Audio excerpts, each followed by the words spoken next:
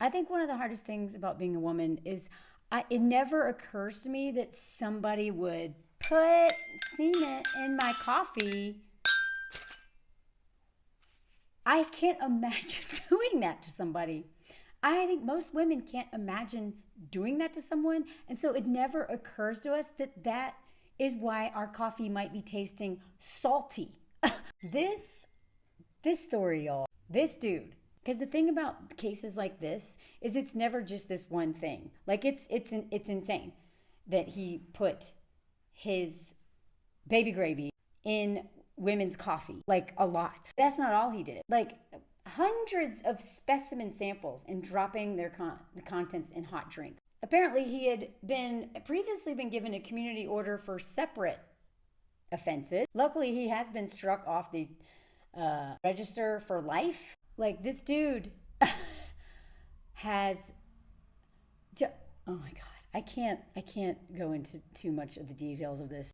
And it just seems like this guy has been doing horrific things for a while. And, you know, as we learned with the Giselle Pellico case, the only reason that man was exposed for bringing like 100 men to their house to grape his wife, Dominique Pellico, the only reason we found out about that is because a security guard caught him taking photos of a woman's skirt in the grocery and actually pursued it and actually, you know, pressured the woman, which I don't necessarily agree with pressuring women into filing charges or whatever.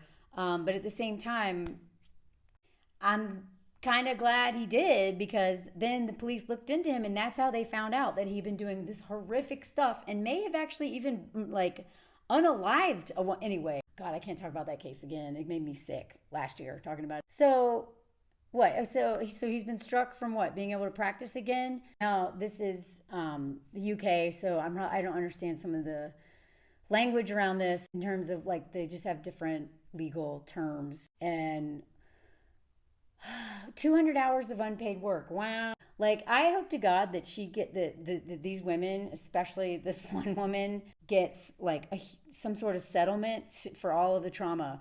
Because here's the thing, it's not just about like putting this stuff in someone's coffee. It is forcibly making somebody drink something that comes out of your like that's almost like forcing like passive BJ. It is so violent. That is so violent. I feel like even though they're all like acknowledging that it's gross, this is so violent. And, you know, when giving this, Mr. Chapman, you're an intelligent professional of previous good character with good references. However, people might not know what you do in private life or professional life. He's doing this at work, and it wasn't just the stuff in the coffee. I'm going to go over what else he did in a second. You told police a ridiculous story of having semen on your hands and admitted to at work. You then shifted your story about testing for a medical condition. The truth is, you at work as you had a high sex. No. God, this drives me crazy. Oh, okay. You know, this is how they justify everything. This is, I mean, even in my comments about that Aussie thing, which literally it made me sick reading the comments of so many women, especially. This idea, every single time men do, you know, get in trouble for SA, all of a sudden they're an addict. Oh, they're a sex addict. They just have a high sex drive. Oh, so that's not really their fault. This is BS. Do not believe this. This is not about drive. This is about power. If it was about drive, he would empty out in the toilet. This is about power and abuse. God, oh my God. 3,500 pounds for court fees, 10-year restraining order from the victim, 5-year notification order. I don't know what that means. Maybe if someone British here can explain that to me. Look, this dude tried to attempt to argue that he collected samples at work due to a secret condition that caused him to discharge every time he took a crap, and suggested that someone else must have done this as a prank. Look at this. The victim said it tasted salty and exerted a thick, gloopy. I'm going to spare you the photo. There's a photo. I'm going to spare you that. I can't unsee it myself now. He said, "Oh, it wasn't." He tried to claim it wasn't for pleasure. No, it's because I have this medical condition where I have to do this. It's a prank that went horribly wrong by someone else. I don't know why someone would do that to a saint. Oh, poor guy. He's been suffering from this condition since 16. Like, look at this BS. He's just making all this up. Poor guy had to keep this a secret all these years because almost daily since 2013. He was collecting samples while deaf cat. What are these samples for? What are you even talking about? Samples. Like the way men will just make all this up and they're like, this is what oh God. 10 to 12 samples a month, 140 samples a year. Oh, but it was for research for his secret condition that no doctor knew anything about. There was no record of this condition. And mind you, he did not put these in the toilet. Like, how is he you have to go out of your way to collect this sample if you every time you take a dump. Like, is he holding a cup? What, like, there's no way he was collecting samples to help with his condition. This was literally to torture women. Men love getting away with things. As somebody who has caught men across from me on the subway, they love getting away with it or getting away with it with only you knowing. It's the secretive nature of it. Like I said, my ex I've caught him pissing on me in the shower. And I was like, oh my God, what else is he doing to me? Where he can just be like, yeah, while pretending to love me. Oh my God, I really should not have covered this. This is like really triggering. Oh my God, why am I doing this to myself? And then the audacity to say that has nothing to do with pleasure, but a painful necessity because I have this really hard condition. I have this condition. It's a painful necessity. I just got this in the US and I've already lost the thing. Oh my God. It's like one of the only things I've bought for myself. Other than the Hey Darling hat. Sorry, I'm struggling with this story. Trying to have some comedic relief, even though it's not funny. But yeah, they were like, if this was a medical condition, why are there no records of this? And he said, well, GPs, general practitioners, are really bad at managing themselves. Is this weaponized incompetence to get off of whacking off in women's coffee? Are you kidding me? Oh my God. But look at this. He was doing this over a number of years, y'all. He also, this one woman that he was just torturing at work, he showed her pictures of women without their clothes on, without her consent, suggested that she should look for him on a dating app. He also kissed her at work against her will, pinched her butt during a hug. And I looked up, I can't believe I read this document. It's like 37 pages or something. But when talking about this one, this is what they do. They pretend to be sad. I'm having a hard day. And said that he needed a cuddle. Imagine your coworker saying this. I can. She described giving him a half-hearted hug in response as she considered that they were like family. This is what I mean. This is like the way that men will groom you at work a lot of times they'll act like your dad, or like an uncle who's going to protect you, only to then hit on you. And like, I'm telling you, I'm not saying that it isn't possible to have like good relationships with men at work. There's definitely a lot of male friends that I made at work and were solid dudes. Like, never crossed that line. But enough of them did. Threw away years-long relationships, like friendships, co-working relationships, over, one night just being like, trying to hook up. Ugh. And those were my peers. Men who have any power over you, it's so much worse. Another thing he would do is he would like show her photos, family photos, right? Because they're close. They're like family. So he'd show photos, and then he flicked across a picture of his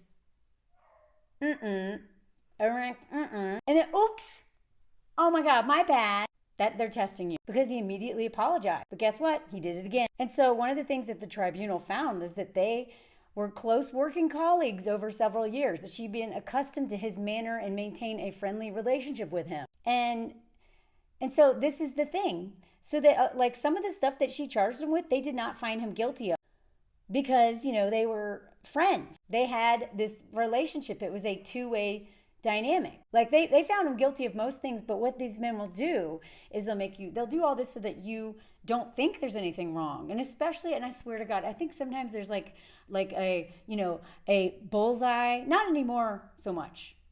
Because these predators, they're predatory. They can smell it. They watch you. And I learned so much of this from Ms. Aisha in our live on Patreon like a month and a half ago. No, 2 months ago, I think. We also did a podcast together on the Risk podcast where we went through my old relationship with my ex. And she helped me see so much of this was so intentional, where a lot of these men are playing the long game. A lot of these men are purposely, saying the right things. They want you to think that you're so close that there's no way that they would do this. And then when and if you do realize that it's something, it is abusive, now everyone else is going to have a hard time believing it. And you may not even have evidence because this was just y'all's dynamic. You were close. He just didn't know. He just didn't know that was inappropriate. By the way, my ex, we were coworkers. Oh my God, I forgot that detail. Sometimes I forget that working with him is one of the things that kept me in it because I didn't want to create drama at work. I didn't, didn't want to make a problem for my bosses who I really liked. Oh, God. Anyway. But he, when he'd do this stuff, he'd be like, oh my God, I can't believe what I've done. It's an accident. And, this stuff that he was showing her, which is basically corn, he said, oh, it's just stuff I'm interested in. It's artistic. Yeah. When I was a child, I was shown travel movies that were really soft corn by a family member. Oh, hey, you want to watch? Like, oh, God. Look at this. The tribunal found that, even when there was sexual motivation behind the act, the tribunal accepted that the act was impulsive. Oh, oopsie. Oh, my God. I didn't know what I was doing. God. And inappropriate, but neither inherently sexual or in nature nor in evidence before it sexually motivated. Like, let me describe that better. So basically, he kissed her at work, and it was clearly ill-judged and crossed professional boundaries, but there's nothing in her description that suggests a sexual, oh my God. Sorry, I read that wrong. This is even worse. Oh my God. Look at this. The only reason this man truly got busted is because he had foul collection of specimen pots. She found these, and she noticed in his pants pocket that one of these bottles. Oh my God. And even though they reprimanded him for seeming to have no remorse whatsoever, what is going to happen to him other than that he can't be practiced? 200 hours of unpaid labor? Great. Try being a woman for a couple weeks. You can catch up. What? Oh my God. There's a few lessons from this story. One of the main ones is you are not friends with your coworkers. I'm sorry, especially if the way that so many men and I say this as somebody who's had a lot of crazy situations happen to me at work. So many of your male coworkers and also just coworkers in general, because we know that the way that men harass women at work, especially white people do this, especially white women do this to people that we have power over. We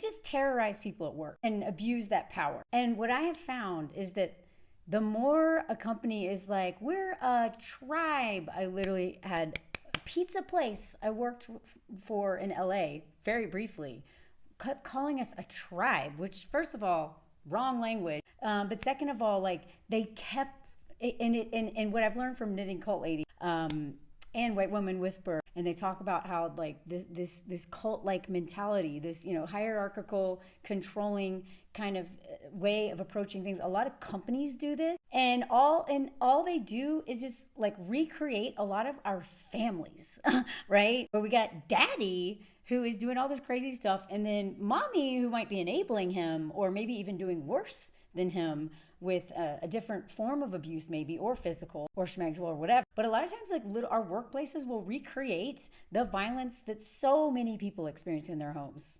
So much of this violence happens in the home. I know that we still, really just want to believe that daddy is like a protector, but honestly, very few of them are. Not only are they not protectors, they are literally nothing but the person that everyone has to regulate their emotions around, has to walk on eggshells around, has to, revolve their moods around his mood. So even if he's not whacking him around or doing anything physically violent, the fact that daddy is the king of his little castle, and acts like he somehow inherited that power just by being a man. And so we see the same thing happen at work, where you have like something happening, and then oftentimes, a lot of times, of their enablers, which are oftentimes women, whether it's by turning a blind eye or, helping the abuse, or gaslighting, or not believing, or, whatever, triangulate. Like, I swear, our system, like our family units often play out in work. So anyone who's like,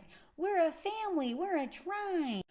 No, you are not family. You are not family. Just off the top of my head, I can think of 2 instances. No, 3. One was when at that pizza place, they would make us hold ice for a long period of time so that we would know what it felt like, the pain of a customer waiting for that first drink to get dropped. Do you know how if you don't know what I'm talking about, try to hold ice. They made us hold it for a minute and 30 seconds straight. Just so that it actually starts to hurt. And that was just a fun little, like, whatever. This idea that you're going to screw everyone over if you don't comply. If you don't, don't want to, it stays in the family. Don't air dirty laundry. Another one, my coworkers used to bully me so much in the rafting world at this one particular job. They would lock me in the outhouse with cam straps and then drop giant rocks down the pipe so that the blue water would splash up on. They would pin me down and write, draw, penis and Sharpie on the back of my leg. I've written about this for Outside Magazine. And, Mel loves, fill in the blank D, the name of another company. I had one coworker who I felt really uncomfortable around him. And he seemed like really weird, just weird energy, didn't seem to respect boundaries. And then sure enough, ended up whacking off next to me when we ended up sharing the same sleeping place. Because in my jobs, we not only have to work with each other, when in the outdoors, we actually oftentimes had to sleep near each other, if not next to each other in tents. So that's just like 3 instances off the top of my head with men. And one of them because we were a tribe, another one because we were basically I felt like they were my older brothers and we were all just joking around. And the problem is this idea of being just banter, that is how men like this will go on to do worse things. The reason why I did this story is like the details are really disgusting, but I really especially since listening so much to Knitting Cult Lady, I really started to look back at my former work environment. Also, Delusional Influencer is great in talking about what happens at work, these corporate environments. White Woman Whisperer really goes into this a lot with corporate. But this idea that you can make friends at work, but it's really hard to be friends with coworkers because there's always there's a power dynamic there. There's survival, your money depends on this. There's a hierarchy at work. And a lot of times, especially if that person at the top is abusive, they will triangulate each other against each other the same way parents will do with siblings. It's like what stays in the family or the tribe or whatever. Don't air dirty laundry. And the more crazy the environment, oftentimes the closer you become to your coworker. So then you don't want to abandon them when you finally had enough. And also if you're overworked, like I was at the barbecue place, I was so close to my coworkers that I almost didn't want to quit because I didn't want to lose my friends. And I'm not saying you can't be friends with your coworkers, but I'm just saying be very careful because it's there's oftentimes a big queen mommy, queen baby or king baby especially, who is gonna make those relationships impossible to be truly deep and honest and involve trust and stuff because of the power dynamics and them triangulating people against each other. And our livelihoods are at stake. Sometimes health insurance and all kinds of things are at stake. So just be careful. Be so careful with any of these men or people at work who call you a family. Anyway, let me know y'all's thoughts. This has been a really hard week online. I can't really go into it. I've talked about it on Patreon a little bit, but it's been a really brutal week online. It's been a hard. So was reminded of how much I need that break, and also how I need to be careful how I move forward. Which is, I'm like, why did I just do a video about even in coffee? Anyway, thank you, Patreon people. Thank you all for watching. If you, we're gonna watch The Legend of Billie Jean on Sunday, which is tomorrow. If you're watching this on Saturday, the 26th of July. On Sunday, we're having a watch party of The Legend of Billie Jean. I've got a live coming up. I'll announce soon. I got, my personal life is over on Patreon now, just because I've just become more private. And let me know what y'all think. Let me know what you think. And if you know anything else about this case, I can't look into it anymore. I just can't. He probably has a family. How much you want to bet he has kids? Oh, God. Which brings me to my last point, is if they're doing this stuff at work and in the public, they're probably doing way worse at home. Just like Dominique Pellico. That's why we have to take these little instances of SA very seriously. If they're doing this at work with strangers, I mean, Dominique Pellico was doing that and then look what he was doing at home. So much worse. So much worse. Take care of yourselves, and thanks for listening. Like, comment, share, hit the notification, subscribe, all that stuff if you like my work. And let me know if you heard the comment song. Palate cleanser, comment song. Mose and Lucky walking around the countryside and seeing some horses. Let's not think about the stuff we just talked about inside. Instead, let's talk about pretty horses and dogs. Dogs meeting horses. Mose meeting horses. He's kind of a jerk, honestly. He doesn't like horses. Anyway, he barks at the horses. The pretty, pretty horses. Pretty, pretty horses. Let's regulate our nervous system by not thinking about that doctor. Look at ponies and horses. Look at the stuff I saw walking around. Ponies and horses, and oh, guess what? Something else. Look at this. What is that? A goat. Palate cleanser, comment song. Thanks for being here. Enjoy my Patreon if you can. But either way, have a great day. Forget about this story now. Bye.